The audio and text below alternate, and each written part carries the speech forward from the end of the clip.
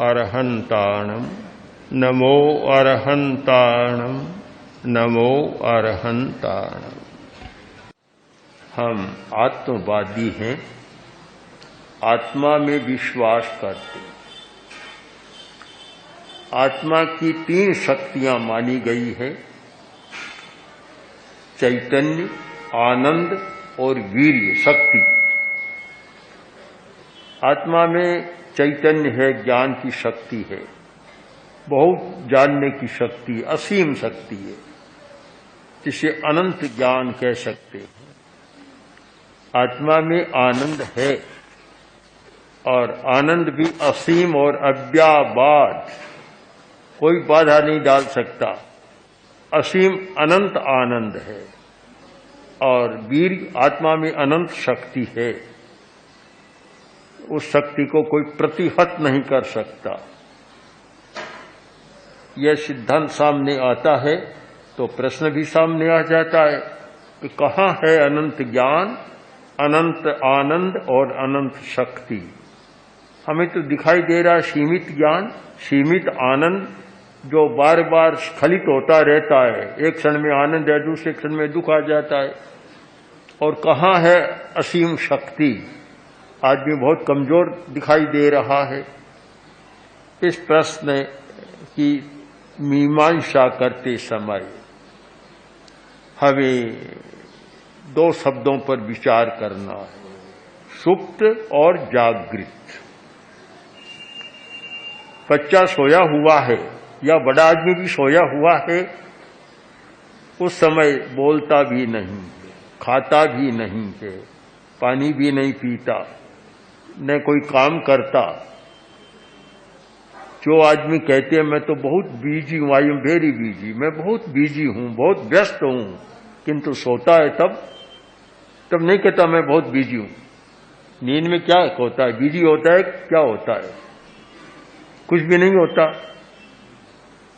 एक है सुप्तावस्था, एक होती है जागृत अवस्था। जागृत अवस्था है, आदमी जब जाग जाता है तब खाना भी शुरू करता है, पानी भी पीता है, काम भी करता है और पता नहीं दिन में क्या क्या करता है। आत्मा की भी 2 अवस्थाएं हैं, सुप्त अवस्था और जागृत अवस्था। हमारी बहुत सारी शक्तियां सुप्त अवस्था में है।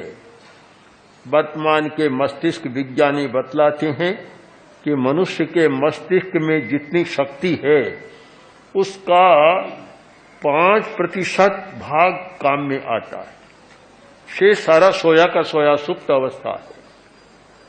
और कोई सामान्यतः 3 या 5% है।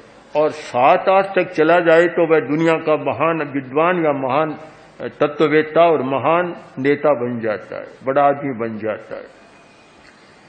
तो अभी 90% से ज्यादा शक्ति तो हमारी सोई की सोई रही। ऐसा कौन व्यक्ति है जो सारे मस्तिष्क को जागृत कर ले? नंदी सूत्र में बतलाया गया कि जिससे अतीन्द्रिय ज्ञान, केवल ज्ञान पैदा होता है, उसका पूरा शरीर जागृत हो जाता है, पूरा मस्तिष्क जागृत हो जाता है, सारी शक्तियां जागृत हो जाती है और पूरा शरीर इलेक्ट्रोमैग्नेटिक फील्ड बन जाता है। जहां चाहे वहीं से सब कुछ कर सकता है। वह अवस्था बहुत आगे की बात है। यदि हम अपनी सुप्त शक्तियों को जागृत करना चाहें तो उसके लिए उपाय खोजना जरूरी है। उपाय खोजें कि हमारी सुप्त शक्ति जागृत कैसे हो सकती है। उपाय हैं, खोजे गए हैं, अनेक उपाय हैं जो शक्ति का जागरण किया जा सकता है। उन उपायों में एक उपाय है मंत्र विद्या। मंत्र विद्या के द्वारा सुप्त कोशों को, हमारे शरीर की सुप्त शक्तियों को या शक्ति केंद्रों को जागृत किया जा सकता है। जागरण कैसे हो सकता है? इस विषय में भी जानना जरूरी है, तभी मंत्र का रहस्य क्या है हम समझ पाएंगे। शक्तियां हैं सूक्ष्मतर शरीर में, शक्तियों का भंडार वह है हमारा सूक्ष्मतर शरीर। शरीर को 3 वर्गों में बांट दे, स्थूल शरीर, एक सूक्ष्म शरीर और एक सूक्ष्मतर शरीर।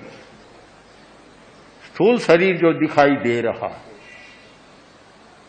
यह शक्ति का नहीं, यह तो शक्ति की अभिव्यक्ति का केंद्र है। सारी शक्तियां इसमें प्रकट होती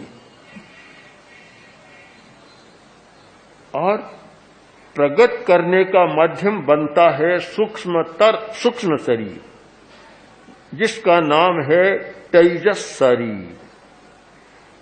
तेजस शरीर तेज का शरीर है, विद्युत शरीर कह सकते हैं, इलेक्ट्रिकल बॉडी हमारा विद्युत शरीर है वे। और विद्युत के द्वारा ही सूक्ष्म भीतर का और बाहर का संपर्क स्थापित होता है। स्थूल शरीर में जो कुछ होता है वह प्रकंपन भीतर से आता है और उस विद्युत शरीर के माध्यम से आता है। बिजली के माध्यम से सुनाई दे रहा है, बिजली के माध्यम से कितना काम हो रहा है। आज के वैज्ञानिक युग में अगर विद्युत न हो तो सारा विज्ञान ही समाप्त हो जाए, इतना काम हो रहा है।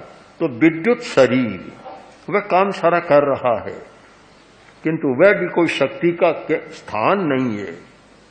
शक्ति का मूल केंद्र है सूक्ष्मतर शरीर, जिसका नाम है कर्म शरीर, कार्मण शरीर। वह हमारा शक्ति का केंद्र है। जो शक्तियां सोई पड़ी है उसका कारण भी वही है, और जो शक्तियां जागृत होती हैं उसका कारण भी वह सूक्ष्मतर शरीर ही है। शक्ति को कैसे जागृत करें, उसका रहस्य क्या है? उसका रहस्य बहुत साफ है। रहस्य तो साफ नहीं होता, पर यह बात बहुत साफ है कि यदि हम कोई प्रयत्न करें और वह हमारा प्रयत्न कर्म शरीर तक पहुंच जाए तो परिवर्तन होता है। केवल स्थूल शरीर में परिवर्तन नहीं होता, ये तो परिवर्तन से व्यक्त होता है, परिवर्तन करने वाला यह नहीं है। परिवर्तन की जो शक्ति है, सारा नियंत्रण है, वह हमारे सूक्ष्मतर शरीर अथवा कर्म शरीर के पास है। हम कर्म शरीर तक कैसे पहुंचे?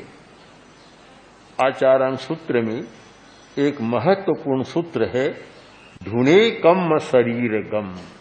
कर्म शरीर को प्रकंपित करो, मंत्र विद्या का यह रहस्य आ गया। और भी अनेक बातों का यह रहस्य है, पर मंत्र विद्या का रहस्य भी यही है कि कोरे बोलते जाओ उससे नहीं होगा, इस प्रकार बोलो कि वह कर्म शरीर को प्रकंपित कर दे, जहां की परिवर्तन होता है। अगर उसे प्रकंपित नहीं करो तो माला जपते ही चले जाओ, कोई बहुत लाभ नहीं होगा। सामान्य लाभ तो होता है, पर जो चाहते हो वह नहीं मिलेगा। और यदि तुमने कर्म शरीर को प्रकंपित करना सीख लिया तो वहां पहुंच सकते हो कि जहां हर